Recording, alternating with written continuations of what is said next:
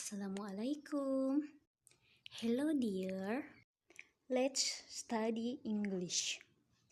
Well dear, we have learned simple present tense in nominal form. Now we are going to learn simple present tense in verbal form. Okay, what is verbal form? Yang dimaksud dengan verbal form adalah di sini ada keterangan predikatnya kata kerja. Jadi dalam satu kalimat terdapat kata kerja ya setelah subjek. Oke, selanjutnya kita lihat di sini ada dua bentuk rumus ya, ada dua bagian berdasarkan subjeknya. Nah, number one ya, untuk subjek pronoun dengan didahului dengan ayu dewi, the pattern ya rumusnya for positive sentence S plus V1 plus O plus C. Oke, S it means subject ya, V1 disitu verb 1 adalah kata kerja, plus O itu objek, or C kemarin complement ya. Nah, untuk subjek I, you, they, dan we. Kemudian untuk subjek he, she, it, positive sentence ya, S plus verb 1 plus S or ES plus O plus C. Oke, ini perbedaan ya untuk kalimat positif. Jadi jika subjeknya I, you, they, we, maka kata kerjanya yang digunakan adalah to infinitive atau kata kerja asli. Kemudian kalau dia subjeknya he, she, it, maka kata kerjanya harus ditambah s atau es ya. Oke, next kita lanjut dulu, nanti kita masuk ke penjelasan yang lebih rinci.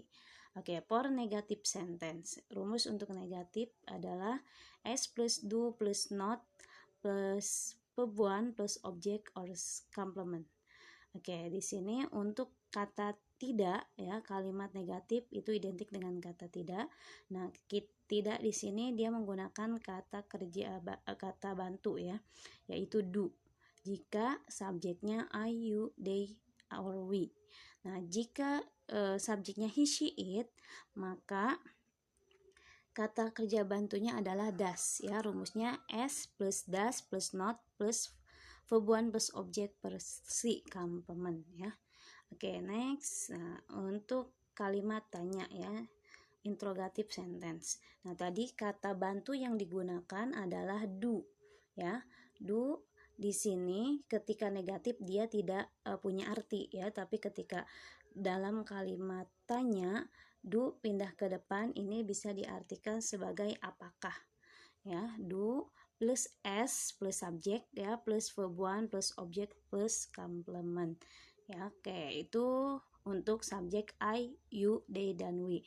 Next, untuk subjeknya he, she, it, maka kata bantu yang digunakan adalah atau auxiliary ya, yaitu does ya. Do or does itu diartikan apakah jika dalam kalimat tanya ya. Does plus subject plus verb 1 plus object plus C untuk interrogatif yang diawali dengan subjek he, she, or it. Oke, kita lanjut dulu untuk note. Di sini ada catatannya. Perbedaan tadi antara I, you, they, we dan he, she, it ya. Nah, untuk subjek he, she, or it, verb ditambah dengan s or es. Nah, tadi sudah disinggung ya dari kata kerjanya. Kalau dia subjeknya he, she, it, maka kata kerjanya verb ya. Verb itu adalah kata kerja, harus ditambahin dengan huruf s dan es. Nah, tapi ada beberapa aturannya ya untuk penggunaan penambahan huruf s atau es. Oke, ada first ya. Yang pertama, jika verb berakhiran y, huruf y, dan terdapat huruf hidup, huruf vokal ya, a, e, i, o, u sebelumnya, maka cukup ditambahkan dengan huruf s. For example, di sini contohnya adalah by. By, kalau subjeknya I, you, they, we, by. Tapi kalau subjeknya he, she, it, maka menjadi bysh, ditambah dengan huruf s ya. Oke, next. Aturan yang kedua adalah the second. Jika verb berakhiran huruf Y, sama berakhiran huruf Y juga kata kerjanya, dan terdapat huruf mati sebelumnya, maka Y dirubah menjadi I, baru ditambah huruf E dan S. Oke, for example ya, contohnya study. Study itu huruf akhirannya adalah Y ya. Sama dengan by tadi berakhiran huruf Y.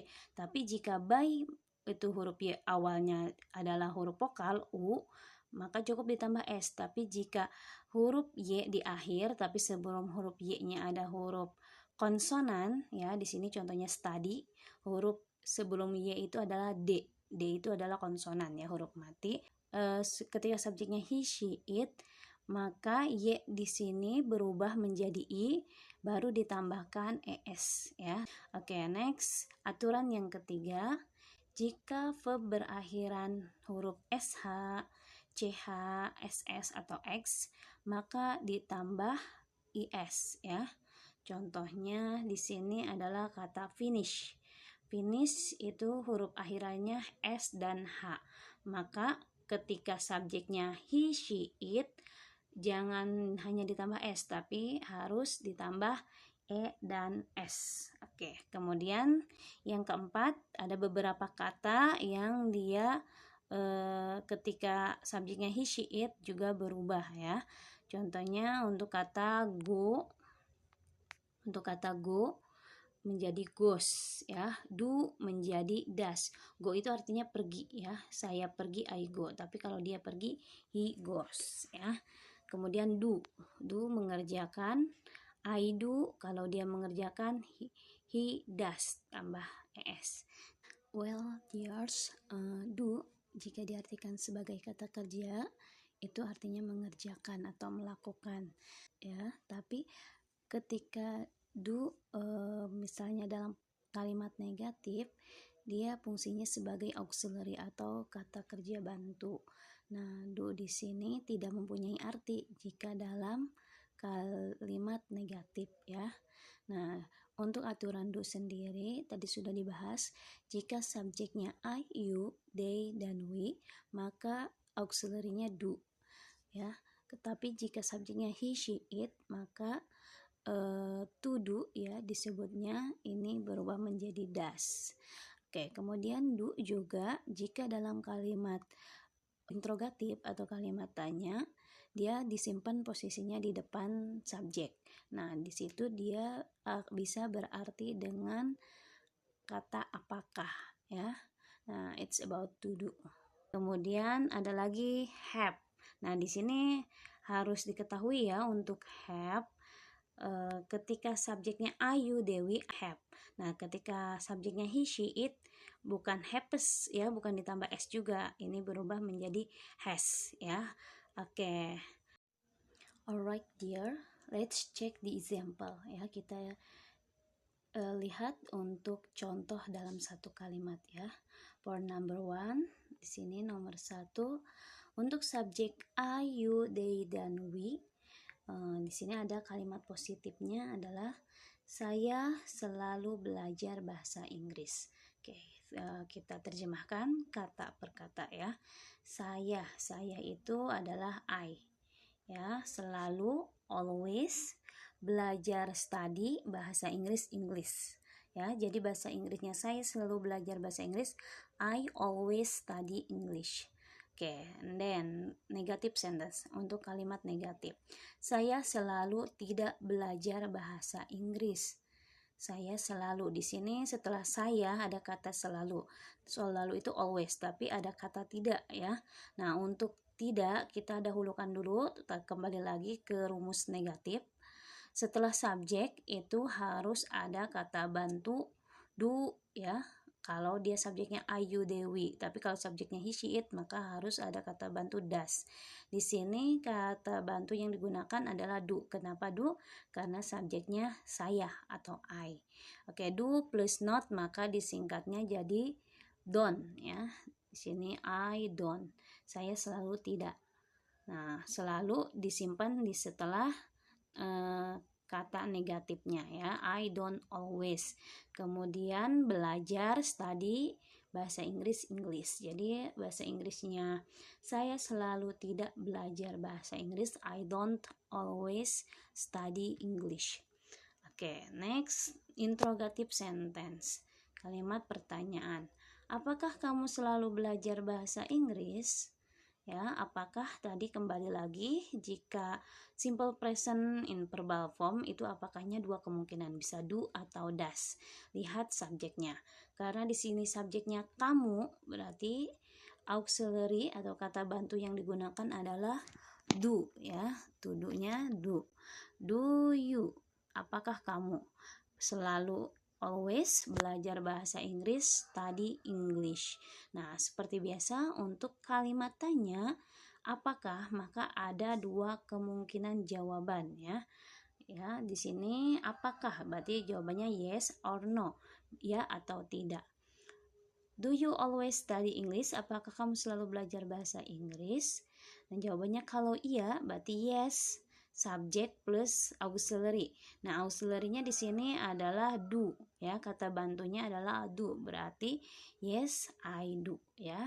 Kemudian kalau tidak, nah tinggal ditambahkan not di belakangnya ya. No, I do not atau disingkat menjadi I don't ya. Oke, next. Itu untuk contoh subjeknya yang masuk kategori I, you, they, or we. Nah, jika subjeknya he, she, it, let's check the second example. Kita lihat contoh yang keduanya. Dia selalu belajar bahasa Inggris. Dia, kita misalnya gunakan dianya di sini laki-laki ya. Dia, he, selalunya always, kemudian belajar. Nah, belajar kan kita tahu bahasa Inggrisnya study, belakangnya huruf Y. Tapi karena dianya ini subjeknya dia, rumusnya ketika subjeknya he, she, it, maka verbnya harus ditambah huruf S atau IS. Nah, study masuk ke kategori aturan yang kedua ya. Jika berakhiran huruf Y, kemudian sebelum huruf Y-nya itu adalah huruf konsonan, maka huruf Y-nya dirubah menjadi I, ditambahkan huruf ES ya. He always studies English ya. Kalau saya selalu belajar, I always study. Tapi kalau dia yang selalu belajar, he always studies ya.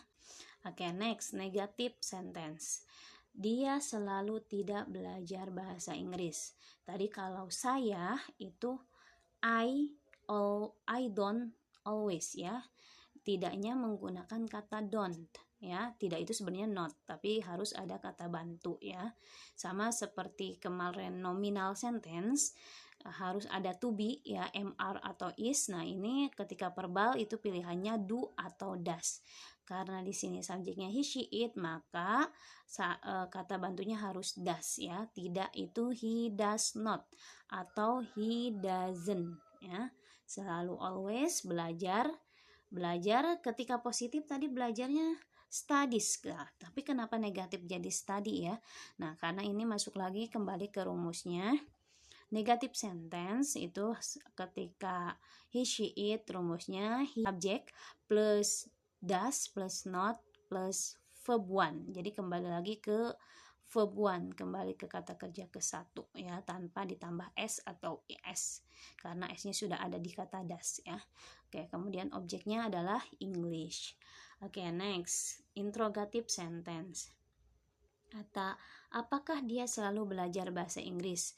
Nah, apakahnya tadi adalah does ya. Kenapa does? Karena subjeknya dia, he ya. Beda kalau subjeknya I atau you atau they atau we ya, maka apakahnya menggunakan do. Tapi karena subjeknya di sini dia, berarti apakahnya menggunakan does ya. Does he always study English? Ini sesuai dengan rumus ya. Pertama harus does plus subject plus verb one plus object ya. Bagaimana dengan always? Always itu masuknya adverb ya. Jadi kata keterangan dia bisa disimpan di setelah subjek ya. Oke, nah kembali lagi jika pertanyaan apakah itu ada dua kemungkinan ya, bisa yes atau no. Nah, karena di sini pertanyaannya pakai does, maka jawabannya juga harus does ya, sesuaikan dengan subjeknya ya. Does he always study English? Yes, he does. Yes, subjeknya he, auxiliary-nya does. Oke, and then kalau tidak berarti no. No, he, subjeknya, does, auxiliary-nya, dan jangan lupa menggunakan not ya. Nah, ketika disingkat does and not berarti menjadi doesn't ya. No, he doesn't. Well, dear, is our lesson today. I hope you understand and this knowledge will be useful. Thank you. Bye. Wassalamualaikum.